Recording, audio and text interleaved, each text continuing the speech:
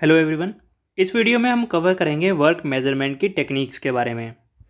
Video शुरू करने से पहले एक इम्पॉर्टेंट इन्फॉर्मेशन आपके साथ शेयर करना चाहूँगा। एडवर्टाइजिंग मैनेजमेंट सीरीज़ के बाद ये प्रोडक्शन एंड ऑपरेशन मैनेजमेंट की दूसरी सीरीज़ है।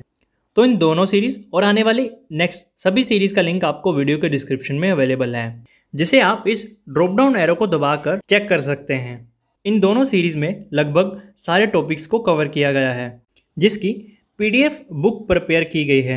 अगर आपको ये सीरीज़ अच्छी लगती है तो प्लीज़ आप इस PDF बुक को परचेज़ करके हमें सपोर्ट करें। बुक को कैसे परचेज़ करें उसका लिंक भी आपको वीडियो के डिस्क्रिप्शन में अवेलेबल है।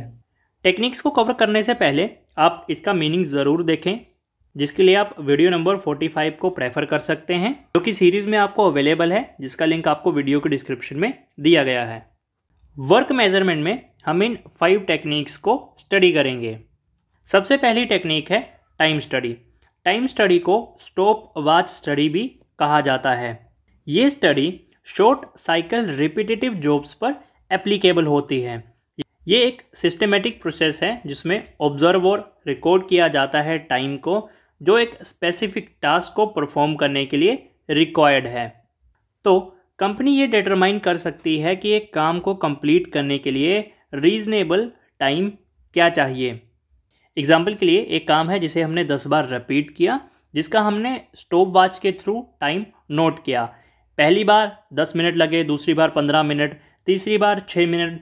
तो हमने इसका एक एवरेज निकाला और इस एवरेज से हमने ये देखा कि इस स्पेसिफिक जॉब को करने के लिए हमें 6 से 7 मिनट का टाइम लगेगा। तो इसमें स्टॉप वॉच के थ्रू टाइम स्टडी की जाती है।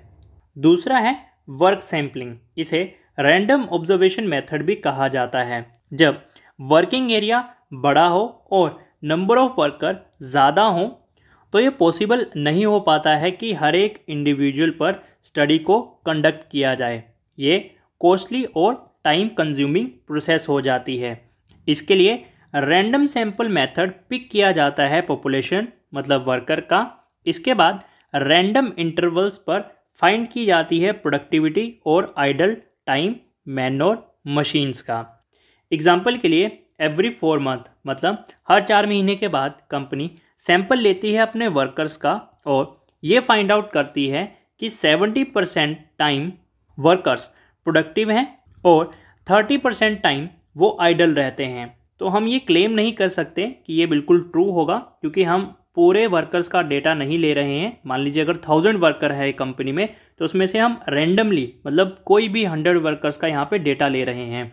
तो ये ज़रूरी नहीं है कि ये बिल्कुल सही होगा, लेकिन नंबर ऑफ टाइम्स मतलब जितनी बार कंपनी ये स्टडी करेगी, लेवल ऑफ कॉन्फिडेंस इंक्रीज होगा कि अगर बार बार स्टडी करने से ये रिजल्ट निकलता है कि 70% of the time worker productive हैं और 30% ऑफ द टाइम वो आइडल रहते हैं, तो कॉन्फिडेंस इंक्रीज होगा कि हमारी स्टडी बिल्कुल सही जा रही है।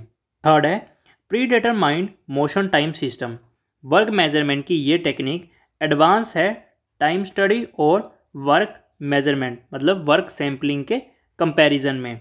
इसका ऑब्जेक्टिव होता है ये डिटरमाइन करना कि कितना टाइम रिक्वायर्ड रहेगा डिफरेंट जॉब्स को परफॉर्म करने के लिए। टाइम को डिटरमाइन किया जाता है प्री डिटरमाइंड टाइम वैल्यूज़ के अकॉर्डिंग, मतलब इसमें टाइम वैल्यूज़ को पहले से ही डिटरमाइन कर लिया जाता है। उसी के अकॉर्डिंग हम नई टाइम की डिटर्मिनेशन करते हैं। इन टाइम वैल्यूज़ को डाटा बैंक के अंदर स्टोर करके रखा जाता है, जिनकी establishment long period of research के बाद होती है। मतलब लंबे समय से इन पर रिसर्च होती आ रही होती है। उसी के अकॉर्डिंग हम टाइम वैल्यूज़ को स्टोर करके रखते जाते हैं डाटा बैंक में, और आने वाली नेक्स्ट टाइम वैल्यूज़ को हम इसी के अकॉर्डिंग कैलकुलेट करते हैं। फोर्थ है सिंथेसिस मेथड। ये डाटा बैंक है टेबल और फॉर्मूलाज का, जिसे लिया जाता है इंस्टीट्यूट और रिसर्चर्स से, और इसे यूज़ किया जाता है एज स्टैंडर्ड ताकि स्टैंडर्ड टाइम को डेवलप किया जा सके। ऑर्गेनाइजेशन में कई तरह की एक्टिविटी होती है, जैसे कि ड्रिलिंग, पैकिंग, लोडिंग और अनलोडिंग एक्सेट्रा। इन सारी एक्टिविटीज़ की टाइम वैल्यूज़ इस्टेब्लिश होती है एडवांस में और इन्हें फ्यूचर रेफरेंस के लिए यूज़ किया जाता है। तो सिंथेसिस मेथड सभी एक्टिविटीज़ पर एप्लीकेबल नहीं होता है। कुछ एक्टिविटीज़ जैसे कि ड्रिलिंग, पैकिंग, लोडिंग, अनलोडिंग, ऐसी कुछ एक्टिविटीज़ होती हैं इनका पहले से ही टेबल फॉर्मूला दिया होता है जिसकी हेल्प से हम टाइम वैल्यूज़ को निकालते हैं। फिफ्थ और लास्ट टेक्निक है एनालिटिकल एस्टिमेटिंग या एस्टिमेशन। एनालिटिकल एस्टिमेटिंग में जॉब और ऑपरेशन को डिवाइड किया जाता है वेरियस पार्ट्स में, जिसे कहते हैं एलिमेंट्स। हर एलिमेंट की टाइम वैल्यू को सिंथेटिक डाटा बैंक में से लिया जाता है और अगर वैल्यू अवेलेबल नहीं है तो एस्टिमेट किया जाता है पास्ट नॉलेज और एक्सपीरियंस के अकॉर्डिंग। इसके लिए एस्टिमेटर जो कि एस्टिमेट लगाएगा वैल्यूज़ का, उसके पास एडिक्वेट एक्सपीरियंस होना चाहिए एस्टिमेटिंग का। ये एप्लीकेबल होता है लॉन्ग नॉन रिपीटेटिव प्रोजेक्ट में, जहाँ पर प्रोजेक्ट को लंबे समय तक किया जाएगा लेकिन उसमें एक्टिविटीज़ को बार बार रिपीट नहीं किया जाएगा। तो ये थी वर्क मेजरमेंट की 5 टेक्निक्स। नेक्स्ट वीडियो में हम बात करेंगे कैपेसिटी प्लानिंग के बारे में।